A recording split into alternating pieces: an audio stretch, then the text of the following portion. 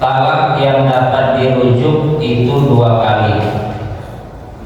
Setelah itu suami dapat menahan dengan baik atau melepaskan dengan baik. Jadi talak yang bisa dirujuk itu 2 kali, talak 1 dan talak 2 ya. Nanti talak 3 nggak bisa rujuk.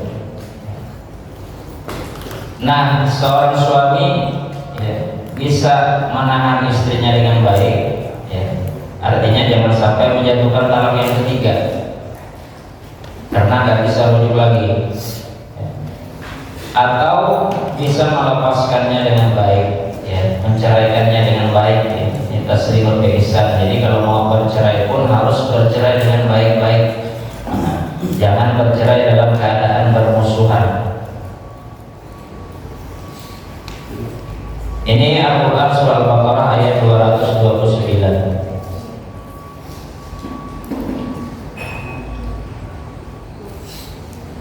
Kita cepat saja ya. Ini dalilnya dulu kami bacakan ya. Ini dalil yang kedua agak panjang, Quran Surah Al-Baqarah ayat 230. Ini tentang dalil tentang talak 3 ya, saya bacakan artinya saja. Kemudian jika dia menceraikannya setelah talak yang kedua, maka perempuan itu tidak halal lagi baginya sebelum dia menikah dengan suami yang lain. Kemudian jika suami yang lain itu menceraikannya, maka tidak ada dosa bagi keduanya, suami pertama dan bekas istri, untuk menikah kembali jika keduanya berpendapat akan dapat menjalankan hukum-hukum Allah. Itulah ketentuan-ketentuan Allah yang diterangkannya kepada orang-orang yang berpengetahuan. Quran Surah Al-Baqarah ayat 230. Jadi kalau sudah dijatuhkan talak 3 ya, ternyata setelah dijatuhkan talak 3 menyesal dan ingin kembali lagi, tidak bisa kembali lagi karena sudah jatuh talak 3 ya. Nah, akan tetapi ya, ada kemungkinan bisa balik lagi dengan syarat ya, masih di dalam ayat ini juga ya. Si mantan istri tadi yang telah dijatuhkan talak 3 ya, habis masa iddahnya ya. Masa iddah itu lain perempuan, lain aturannya ya. Kalau yang biasa ya, itu 3 kali masa suci ya, atau 3 bulan itu masa iddahnya. Kalau wanita hamil, masa iddahnya sampai melahirkan. Nah, jadi kalau istri yang hamil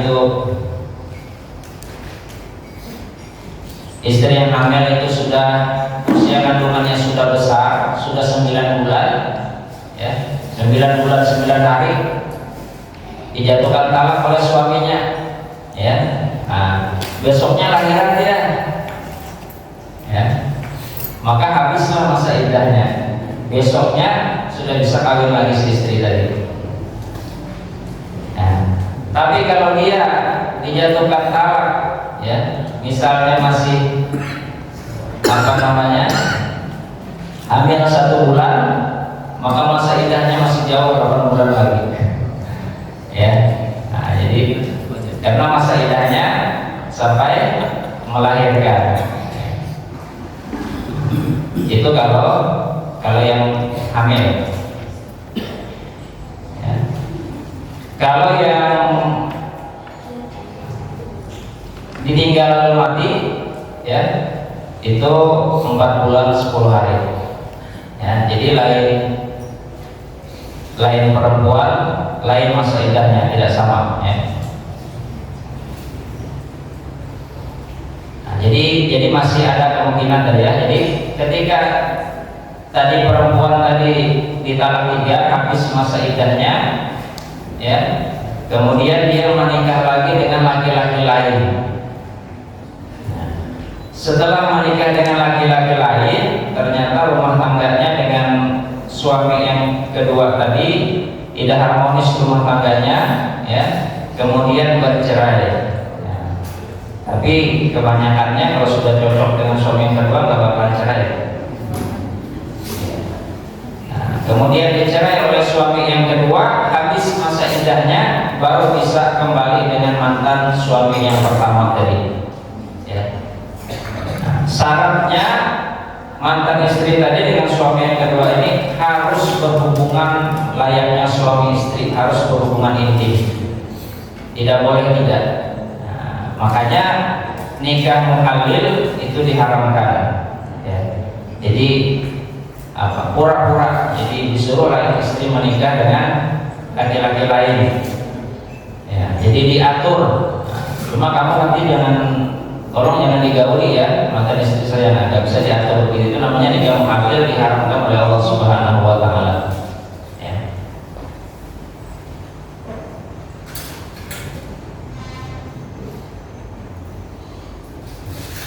Nah itu dalilnya ya. Sekarang kita masuk dalil yang kedua, sabda Nabi Sallallahu Alaihi Wasallam, salasun jidduhunna jiddun wa hazluhunna jiddun, an-nikahu wa talaqu wa raj'ah. Artinya 3 hal yang bila dikatakan sungguh-sungguh akan jadi, dan bila dikatakan dengan main-main pun akan jadi pula, yaitu nikah, talak, dan rujuk. Nah, jadi jangan main-main. Yang bikin film acara nikah jangan disebut bin-binnya dengan betul. Nah, harus disalah-salahkan supaya tidak sah. Nah, maka talak juga jangan main-main, ya, karena main-main pun jatuh.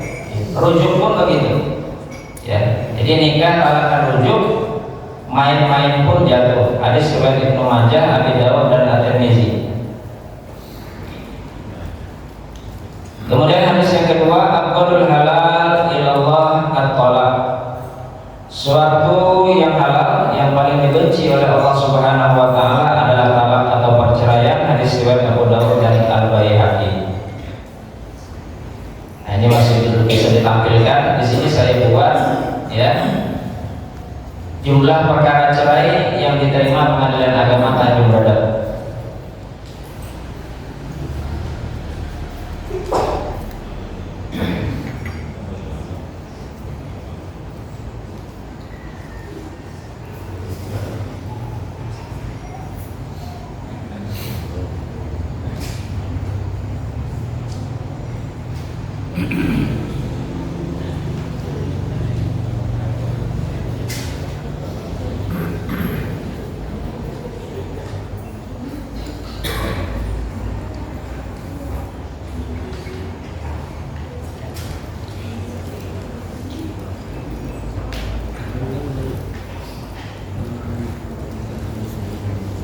Nanti karena ini pembahasan masalah hukum ya, nah, kalau memang lewat waktu nanti ada yang berkepentingan lain, tidak apa-apa meninggalkan kajian ini.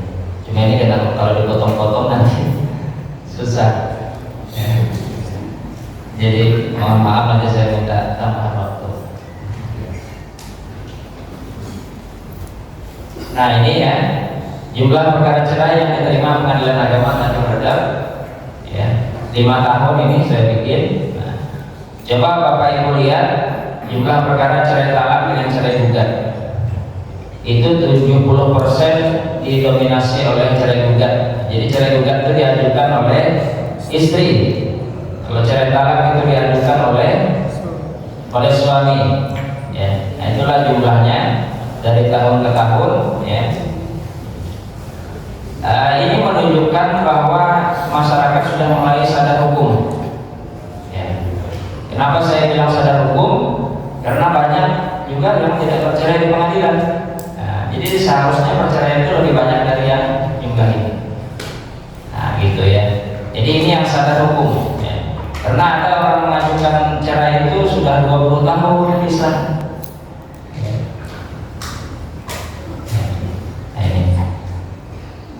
Namun berdasarkan data pernikahan, ya, itu jumlah pernikahan di Indonesia Indonesia itu lebih banyak ketimbang jumlah perceraian. Kenapa? Ya, karena yang bercerai hari ini besok nikah lagi. Ya, yang janda duda kan nikah lagi setelah cerai itu. Ya, sedangkan yang bujangan pun nikah juga. Jadi jumlah pernikahan itu lebih banyak ketimbang jumlah perceraian. Ya. Nah, kita masuk ke fatwa Nahdlatul Ulama. Ini kami sampaikan perbandingan ya, perbandingan fatwa ormas Islam di Indonesia. Fatwa Fasul Masail Nahdlatul Ulama. Poin yang pertama, apabila suami belum menjatuhkan talak di luar pengadilan agama, maka talak yang dijatuhkan di depan hakim agama itu dihitung talak yang pertama dan sejak itu pula dihitung iddahnya.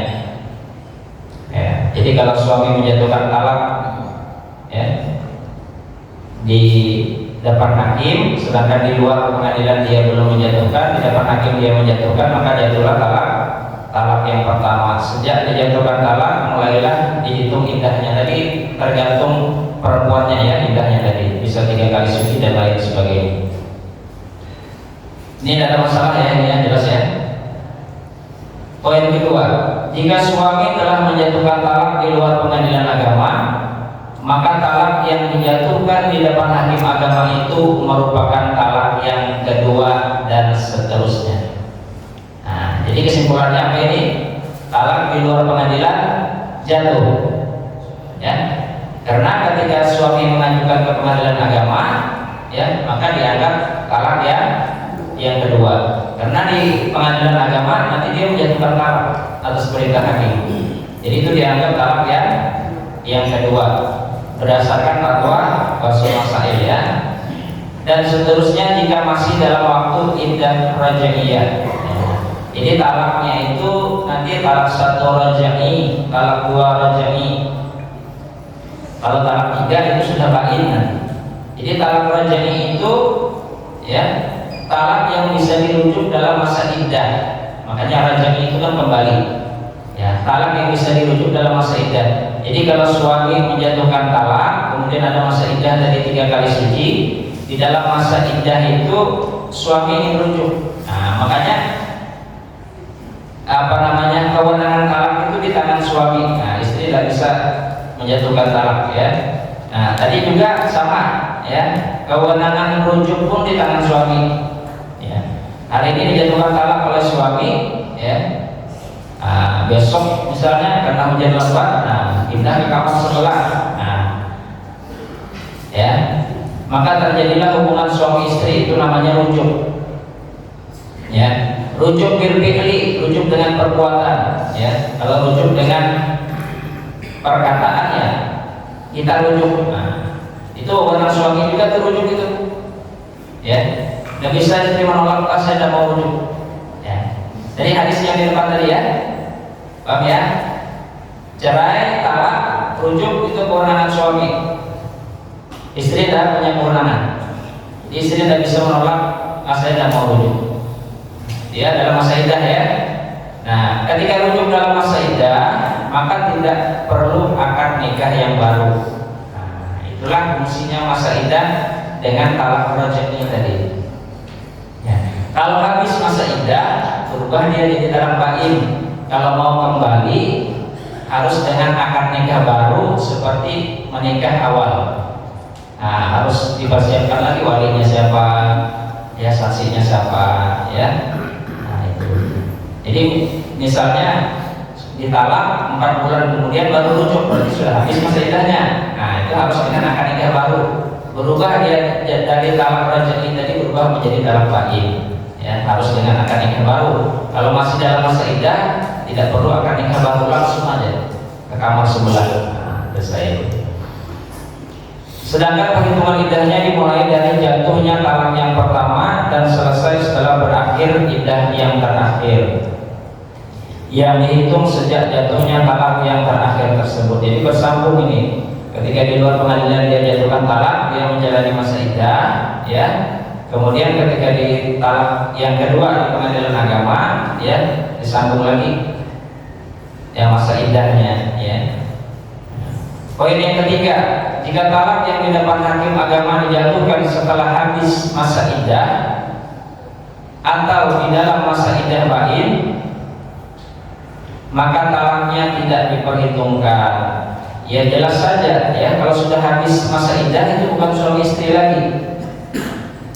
Ya, kalau habis masa iddah itu bukan suami istri lagi tadi, karena sudah berganti, bukan talak raj'i lagi, talak bain jadinya. Harus dengan akad nikah baru kan tadi. Ya, kalau sudah habis masa iddah.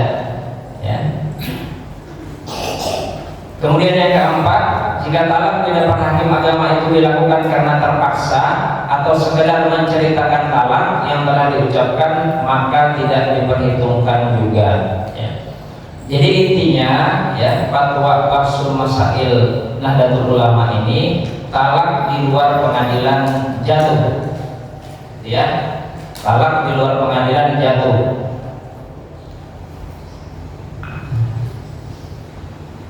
Nah, rujukan fatwanya di dalam fatwa itu ada kitab Fathul Mu'in Bisarhi Qurratul Ain, ya, ada kitab Nihayatul Zain Sarhu Qurratul Ain, kitab Tuhfatul Muhtaz, dan kitab Bughyatul Mustarsyidin. Ini seluruh kitab-kitab dalam mazhab Syafi'i.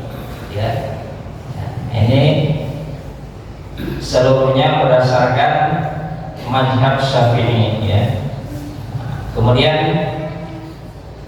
kita masuk ke fatwa Muhammadiyah. Fatwa Tarjih Muhammadiyah. Yang pertama, perceraian harus dilakukan melalui proses pemeriksaan pengadilan. Cerai talak dilakukan dengan cara suami mengikrarkan talaknya di depan sidang pengadilan dan cerai gugat diputuskan oleh hakim. Nah, jadi kalau menurut fikih klasik tadi ya, ya mazhab Syafi'i, ya, maka talak itu hanya ada di tangan suami. Nah, kemudian ini fatwa Majelis Tarjih, ya, jadi harus melalui proses pemeriksaan di pengadilan. Jadi ada talak yang dijatuhkan oleh suami, yaitu cerai talak, itu suami yang menjatuhkan di depan hakim, ya. Kemudian ada cerai gugat, itu hakim yang menjatuhkan talaknya suami. Nah, jadi kewenangan talaknya suami diambil alih oleh hakim. Jadi talak itu nanti ada dua, yaitu talak dari suami atau talak dari hakim. Perceraian yang dilakukan di luar sidang pengadilan dinyatakan tidak sah. Nah, jadi ini jelas ya, tegas ya. Fatwa Majelis Tarjih Muhammadiyah, talak di luar pengadilan tidak sah. Nah, jadi sudah ada dua perbedaan pendapat ya.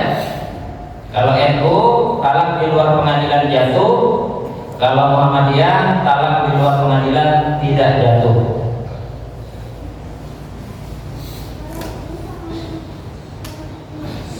Ini rujukan fatwa hadis Nabi, kaidah fikih maslahah mursalah. Hadis Nabinya yang dipakai afdhalul halal ilallah at-talaq.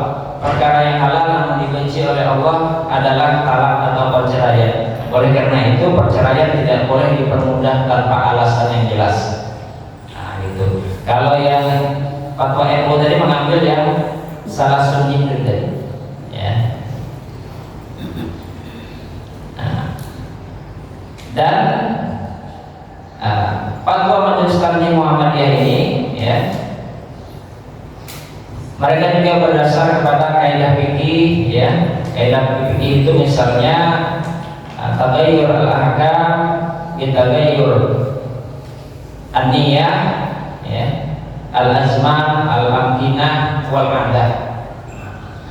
Jadi ada kaidah fikih yang berbunyi, ya, perubahan hukum itu karena perubahan niat, karena perubahan tempat, karena perubahan waktu, karena adat.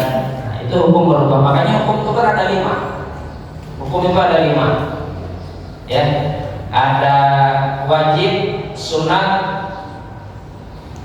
boleh, ya, mubah, ya, makruh dan haram. Jadi hukum itu 5. Jadi hukum cerai itu ada 5, hukum nikah pun ada 5, gitu ya. Jadi hukum itu ada 5. Nah, Muhammadiyah ya memasukkan masalah perceraian ini dalam fikih muamalah. Jadi ada fikih ibadah, ada fikih muamalah. Kalau fikih ibadah itu nggak bisa diotak-atik, nggak bisa beristihad. Nah, seperti sholat itu nggak bisa beristihad. Tapi kalau fikih muamalah bisa beristihad. Nah, gitu ya. Jadi Muhammadiyah memasukkan dalam fikih muamalah, bukan fikih ibadah. Ada masalah musalah ya. Jadi dianggap kemaslahatan lebih besar jika talak itu dijatuhkan hanya di pengadilan saja. Ya. Kenapa? Ya, karena nanti kalau dijatuhkan di luar pengadilan tidak terbit akta cerainya, surat cerainya nggak ada. Ya, nggak ada surat cerai ya. Nanti hak-hak istri pasca perceraian nggak bisa diperoleh kalau tidak bercerai di pengadilan, ya, dan lain sebagainya. Ya. Kemudian saddu zari'ah itu menutup kemudaratan, ya, melarang kemudaratan. Jadi ditutup kemudaratan itu akibat dari talak di luar pengadilan dengan mengharuskan bercerai di pengadilan. Ya. Yang ketiga, Fatwa Majelis Ulama Indonesia.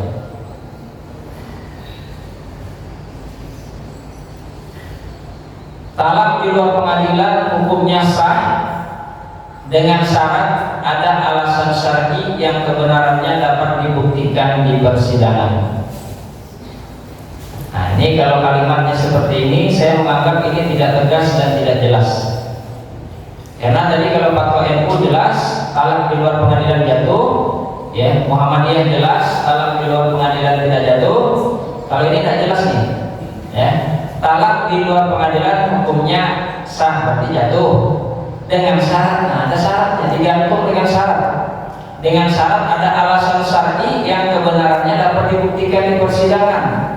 Berarti dibawa ke persidangan juga ini, ya, dibawa ke persidangan juga untuk melihat syarat-syaratnya terpenuhi apa tidak. Nah, jadi dibawa ke persidangan juga akhirnya dengan syarat kan. Nah, kalau tidak terpenuhi syarat kan tidak jatuh, gitu ya. Nah, kenapa jadi fatwa Majelis Ulama tidak jelas seperti ini? Karena ada fatwa NU dan fatwa Muhammadiyah yang bertentangan. Nah, jadi kan Majelis Ulama itu kan semua ormas ada. Nah, jadi karena dua ormas besar ini berbeda pendapat, nah, maka hasil fatwanya begini, ramang-ramang. Ya. Iddah talak dihitung semenjak suami menjatuhkan talak, ya, biasa aja. Nah, untuk kepentingan kemaslahatan dan menjamin kepastian hukum, talak di luar pengadilan harus dilaporkan kepada pengadilan agama. Nah, ini kalau dari segi pengadilan agama sendiri ini tidak ada kepentingannya talak dilaporkan, ya, karena pengadilan agama itu, ya, harus melalui persidangan, ya, tidak ada kirim surat laporan gitu, tidak ada. Ya, yang namanya pengadilan itu dia sistemnya litigasi, harus bersidang, ya. Makanya ini tadi yang saya sampaikan tidak jelas. Rekomendasi agar pemerintah bersama ulama melakukan edukasi kepada masyarakat untuk memperkuat lembaga pernikahan dan tidak mudah menjatuhkan talak. Nah, ini bagus. Jika suami mencerai istri, harus menjamin hak-hak istri yang diceraikan dan hak anak-anak. Nah, ini hak istri yang dicerai, ya, itu ada nafkah iddah namanya, ya. Jadi selama masa iddah itu masih kewajiban suami memberikan nafkah kepada istri. Dalam masa iddah masih kewajiban suami memberikan nafkah kepada istri, ya. Jadi kalau masa iddahnya 3 bulan, ya 3 bulan itu masih kewajiban suami. Nah, kalau istrinya tadi hamil, diceraikan, dijatuhkan talak di hamil bulan pertama, berarti 8 bulan masih suami itu berkewajiban memberi nafkah. Makanya dalam Islam ya, seharusnya suami istri yang bercerai ya, yang dalam masa iddah itu masih tinggal serumah. Jadi kalau aturannya suami istri itu ketika suami menyatakan talak, kamu saya talak satu, itu masih satu rumah dalam masa iddah, masih satu rumah dalam masa iddah. Kenapa? Karena diharapkan oleh Allah Subhanahu Wa Taala agar suami tadi bisa rujuk dalam masa iddah, agar bisa rujuk dalam masa iddah. Cuma kebanyakan sekarang ini suami istri itu langsung berpisah rumah. Si istri pulang ke rumah orang tuanya, lalu kata orang tuanya, sudah benar kamu tinggalkan itu suami kamu, sudah benar kamu bercerai katanya. Memang ada kerjaannya suamimu itu. Nah, jadi dikompor-komporin oleh keluarganya. Si suami juga pulang juga ke rumah orang tuanya. Dikompor-komporin juga oleh keluarganya. Bagus sudah kamu bercerai dengan suami kamu itu. Ya, masih banyak perempuan lain nanti saya carikan. Ya, akhirnya bisa rujuk apa enggak?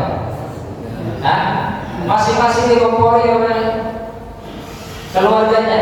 Nah, makanya Islam ya menginginkan setelah dijatuhkan talak dalam masa iddah itu harus satu rumah supaya ada kemungkinan bisa rujuk.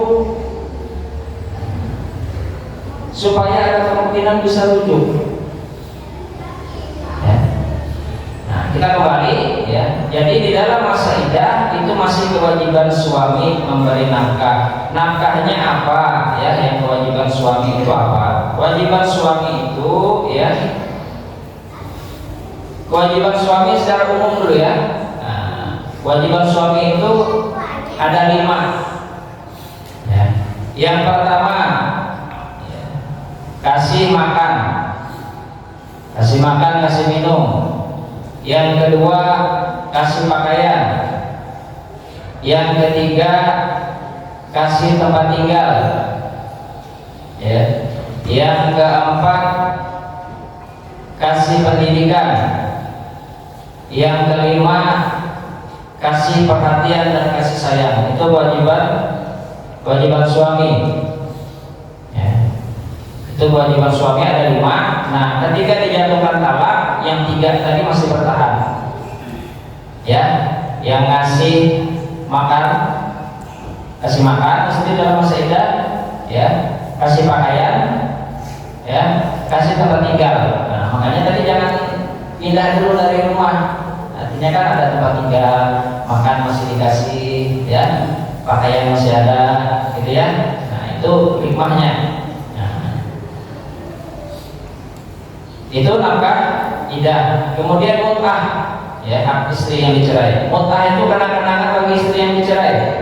Kalau orang menikah itu ada mahar atau mas kawin, orang bercerai itu ada mut'ah, kenang-kenangan. Kasih apa kepada istri yang dicerai? Istri berduka, ya, diceraikan oleh suami. Ya. Tapi kalau istrinya yang pengen cerai berarti dia senang aja.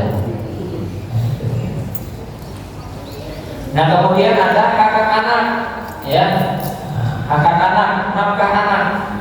Nah, nafkah anak. Nah, nanti akan kesulitan, ya, kalau tidak bercerai di pengadilan, karena semua ini hanya bisa dituntut di pengadilan, kecuali suaminya sadar, sadar hukum agama lah gitu. Kecuali suaminya sadar hukum, ya. Tetap dia ngasih nafkah iddah, mu'ah gitu ya. Kalau bercerai di luar pengadilan misalnya ya, nah, anaknya dikasih nafkah ya. Nah, tapi untuk menghindari suami tidak melaksanakan ini, ya, minta ke pengadilan. Rujukan fatwa ini sama ya, Al-Quran, hadis Nabi, kaidah fikih. Nah, kemudian kita masuk ke fikih negara ya, undang-undang ya. Undang-undang perkawinan, undang-undang peradilan agama, dan kompilasi hukum Islam. Ini yang terakhir. Nah, bagaimana perceraian dapat dilakukan? Perceraian hanyalah depan sidang pengadilan agama. Setelah pengadilan agama tersebut berusaha dan tidak berhasil mendamaikan kedua belah pihak, ya. Jadi diajukan ya permohonan cerai atau gugatan cerai ke pengadilan agama, ya. Nanti majelis hakim akan berusaha untuk mendamaikan kedua belah pihak, ya. Nah, kalau bisa damai, perkaranya dicabut, rukun lagi, ya, rukun lagi. Nah, ada juga mediasi. Kalau majelis hakim tidak bisa mendamaikan, nanti diperintahkan untuk mediasi menghadap mediator, ya, menghadap mediator. Nah, ini berdasarkan hadis, berdasarkan ayat Al-Quran yang berbunyi wasulhu khair, perdamaian itu paling baik. Jadi segala sesuatu yang bersengketa itu wajib untuk didamaikan terlebih dahulu, ya. Jadi kalau sudah didamaikan, dimediasi, majelis hakim menasihati, kemudian dimediasi melalui mediator pun rupanya tidak berhasil juga merukunkan suami istri ini, baru diperiksa perkaranya. Nah, jadi sidang pertama itu sidang perdamaian, ya, sidang perdamaian. Nah, nanti akan dicek kalau memang tidak bisa damai di dalam mediasi, baru diperiksa perkaranya. Jadi harus beralasan hukum. Jadi harus punya alasan kalau mau bercerai itu. Kalau nggak punya alasan tidak bisa bercerai, ya. Kalau tidak punya alasan tidak bisa bercerai. Harus punya alasan, ya.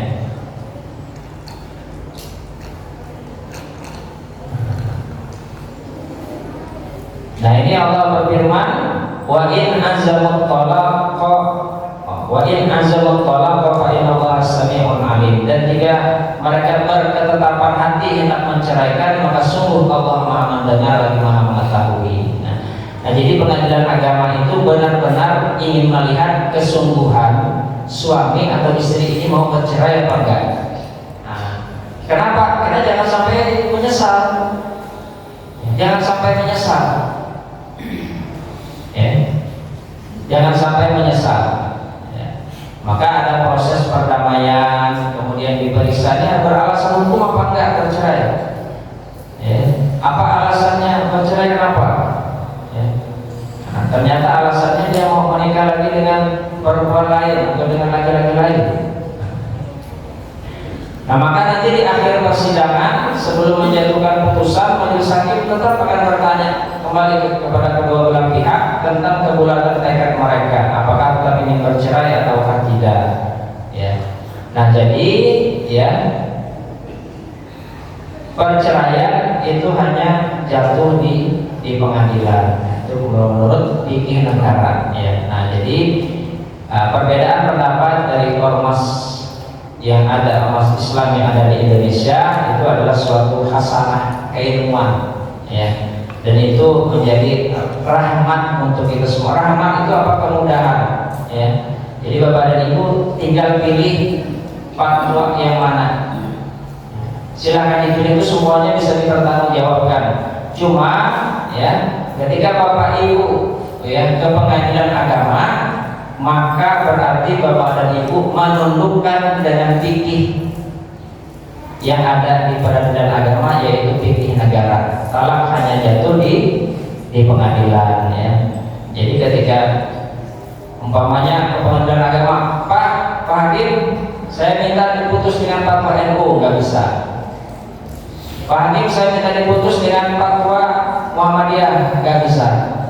Saya mau minta diputus dengan fatwa Majelis Ulama Indonesia, nggak bisa. Ya, ketika masuk ke pengadilan agama, saya minta diputus dengan fikih yang berlaku di pengadilan agama. Ya, jadi kalau di pengadilan agama, perceraian hanya jatuh di pengadilan. Ya. Jadi konsepnya itu begini, ya. Kan nikah itu ada nikah siri, ada nikah resmi. Ya, nikah siri tidak bisa dibuktikan dengan buku nikah. Nikah resmi itu bisa dibuktikan dengan buku nikah, gitu ya. Nah, kalau yang nikah siri, ya sah-sah saja dia bercerai secara siri pula. Nah, jadi itulah yang kemarin saya sampaikan pertemuan yang lalu. Kalau menikah siri rugi sekali, ya. Istri tak punya salah, ya. suami pulang ke rumah, ya, istri pulang kerja, ya, makanan belum siap. Nah, marah istrinya, kamu saya talak satu, jatuh talak. Nah, rugi kan? Nah, rugi gitu ya. Nah, jadi kalau nikahnya nikah siri, sah-sah saja untuk bercerai secara siri. Tapi kalau menikahnya resmi, ya, waktu menikah memenuhi persyaratan-persyaratan yang diminta oleh negara, ya kan? Nah, maka bercerainya pun wajib mengikuti fikih negara juga, ya, harus dapat dibuktikan dengan akta cerai, ya. Jadi kalau menikahnya mengikuti fikih negara, maka seharusnya bercerainya pun tunduk kepada fikih negara, ya kan? Seperti itu logikanya. Nah, sama seperti pembatal wudhu. Nah, kan ada biasa istilah itu, istilah campur aduk mazhab itu, ya. Nah, kalau di dalam mazhab Syafi'i, ya, bersentuhan dengan syahwat atau tidak, ya, dengan perempuan itu batal. Dalam mazhab Malik misalnya, kalau tidak dengan syahwat tidak batal. Nah, jadi saya wudhunya wudhu Syafi'i, pembatalnya misalnya pembatal Maliki. Nah, itu kan tampik, mencampur adukan mazhab. Nah, jadi ya seperti itulah contohnya, ya, jangan dicampur-campurkan. Kalau kita menikah secara resmi, ya bercerainya secara resmi juga di pengadilan agama, sehingga dikeluarkan akta cerai, ya. Jadi nanti setelah keluar akta cerai, enak kalau kita mau menikah lagi dengan suami atau istri yang baru, ya. Nah, mungkin itu yang dapat saya sampaikan. Salah hilaf mohon maaf. Wassalamualaikum warahmatullahi wabarakatuh.